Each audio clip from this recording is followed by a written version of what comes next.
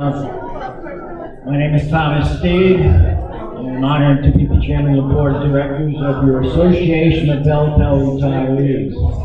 And I want to thank you for being here this morning. Actually, I really want to thank you for being on time. Long Island, we had our first meeting out here in Long Island in 1997. But since then we go to our membership. And we've had meetings in Boston, Milford, Sturbridge, Mass, Atlantic City, New Jersey a couple of times, Mystic, Connecticut, Syracuse, Tarrytown, Dover, Maryland, Valley Forge, Camp Hill, PA, Richmond and Hendon, Virginia, Florida's East, West Coast, and Central Florida. So we move around a lot every year, and this is our 25th annual meeting. Due to the pandemic, we've had virtual meetings for 2 years. So we're back here live again in Long Island. And we're going to open up the meeting. Director Frank Ruzak, I want you all to join Frank in the Pledge of Allegiance to the flag. Good morning, everyone. On this beautiful fall day, let us honor our great country and also those who have served, especially those in this room, and those who are still serving to protect us and keep our freedom. So with that, the Pledge of Allegiance. I pledge allegiance to the flag of the United States of America and to the republic for which it stands, one nation, under God, indivisible, with liberty and justice for all. Thank you. Okay, then opening up, I'm going to introduce your board of directors. I'm going to start off with Pamela Harrison. Pamela Harrison, she's our secretary. She's a third-generation telco worker. Her grandmother was an operator, her father was a cable splicer. So our family has basically 100 years in the telephone company. And, she's a fantastic secretary. And also we have with us today Frank Ruzak, who just gave the Pledge of Allegiance. Frank came from Bell, Pennsylvania, and he came to the company as an engineer.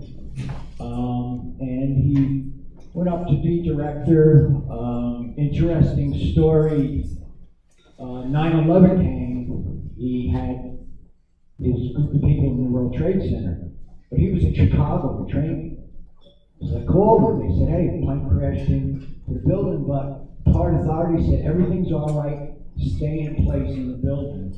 And it took Frank 1 second to say, "Port Authority's not your boss. Get everybody out in the street now." He saved every one of his employees. I mean, we had a lot of good bosses in both companies. Next, I got Una Kelly, our treasurer. Una started as a rep, and she was the second woman in New York State to break the glass ceiling. What I mean by the glass ceiling, switching equipment technician was a job for 100 years, only occupied by men, skilled men.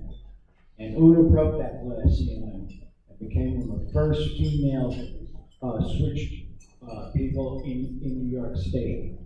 And she rose to retire second line in the switch, naturally.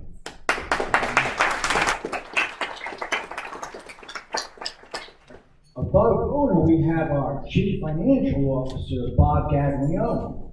And Bob is also a second generation telco worker. And he's a wizard with the math. And this is a really easy job for Bob, because when he retired from Verizon, he was responsible for a $400 million annual budget. So our little budget is peanuts compared to what he has had to manage and administer. Bob Gaglione.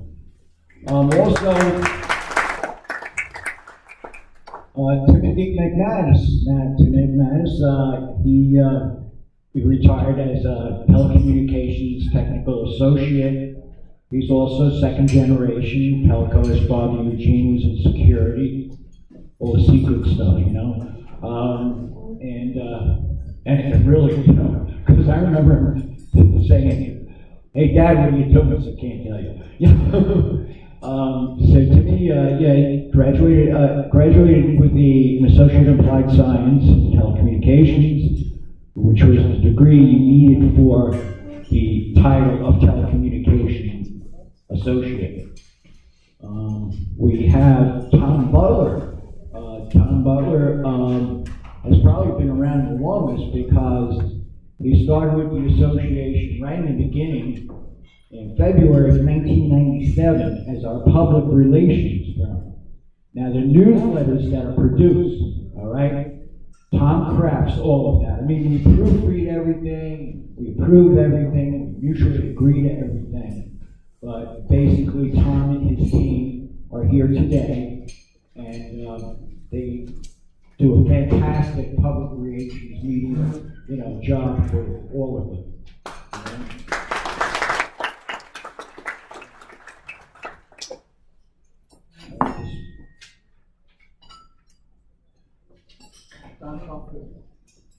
Didn't I mention Don? No, you don't. Another great talent we got from Bell of Pennsylvania, Don Cobb. He's the chairman of our proxy committee. And again, he began as an engineer, fixed wing and helicopter pilot when he was in the military. He wore many, many hats. One most notably as a chartered financial analysis. They sent him from Pennsylvania to Washington, D.C. to administer. We got a lot of great talent down here. You know, Don Cobb. And last but not least, I've got, well, I guess myself. I started as a cable splicer in 1971 at Bronx Construction. And it was only between a lineman and a splicing gang, of which one of our linemen, Bobby Cook, is here today. Right, Bobby? It was only about 60 of us, 70 of us, something like that. It was a pretty small group. But there was one outstanding cable splicer, and we're all very proud of him. We're all very fond of him because he rose from the bottom of the manhole to the top of the boardroom. And we worked with Ivan Seidenberg. So, you know, that's my story, and I'm sticking to it. We have also today our senior staff manager, Steph Baker, who really around this whole thing. And her assistant, Kathleen Mochia, because they don't know, when you call in, these are the beautiful ladies that you're talking to help resolve your problem. So I guess now we're going to turn the floor over for financials. And I'm going to let our treasurer, Kelly, take over. I don't think I'm going to walk around like you just. Good morning, everybody. Can you hear me? Yes. Excellent. Hold it up a little closer. It's wonderful to see everybody today, happy and healthy, and thank you so much for coming. Louder, the microphone. Thank you so much for coming. Can you hear me? Yeah. We think it's off. Uh-oh. It's on. All right, is it on? Yep, now it's on. All right. So anyway, thank you everybody for being here. It's wonderful to see you all on a beautiful day in a beautiful location. So thank you very much for that. I will admit that talking financials and budgets and things like that is not exactly riveting conversation. So I promise to keep it brief. So on your financial committee is Bob Gaglione, our Chief Financial Officer, and myself, your Treasurer. We also have Timothy McManus, our Assistant Treasurer, Steph Baker and Kathleen, our staff support in the office. Can you hear me back there? It's like, yeah. Oh, no, put it closer. Put it closer to what? How's this? That's better. This is better?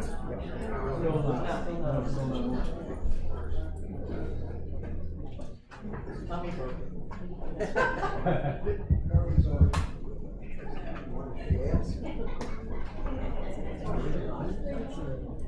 Must be battery. Oh, wait. Should be in volume. I broke it. Hello, hello, hello. All right, I'll just try to shout out, all right? We also have our external support folks. We have Anthony from PSJ, Certified Public Accountants, and we have our external auditors and tax regulators, right? That's, sorry, Fuller and Lowenberg, Lynn and Matt. So thank you guys for being here, we really appreciate it.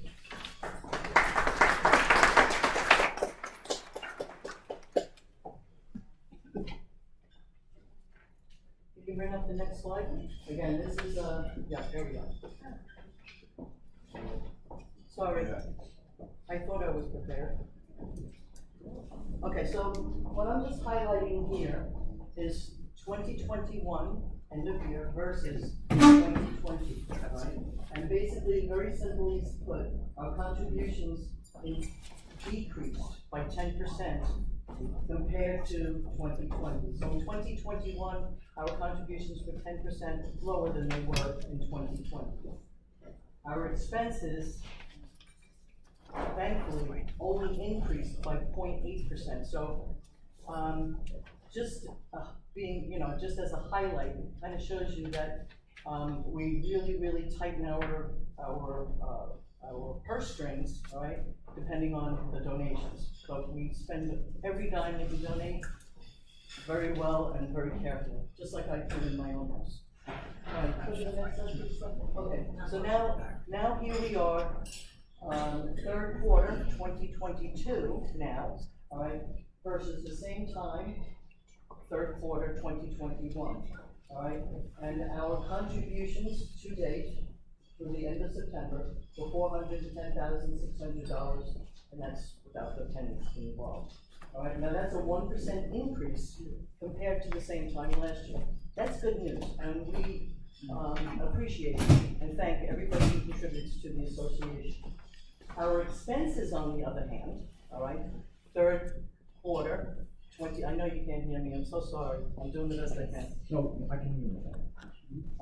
Our expenses increased by 9%, which is huge. But the same thing is probably happening in your own households, all right, due to supply chain issues, inflation, and in fact, it's across the country and across the globe.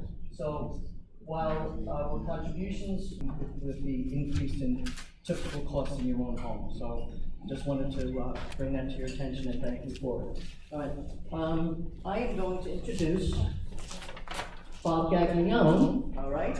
And he's riding a bicycle here. There it goes, because he's not our average CFO. All right, so Bob, you're on. I'm sorry about the volume here.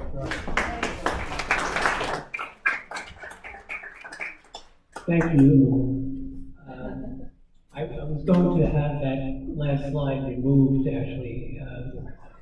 I don't really deserve that credit, but I then thought, well, it actually reflects my furious penalty to keep up with Una, actually, who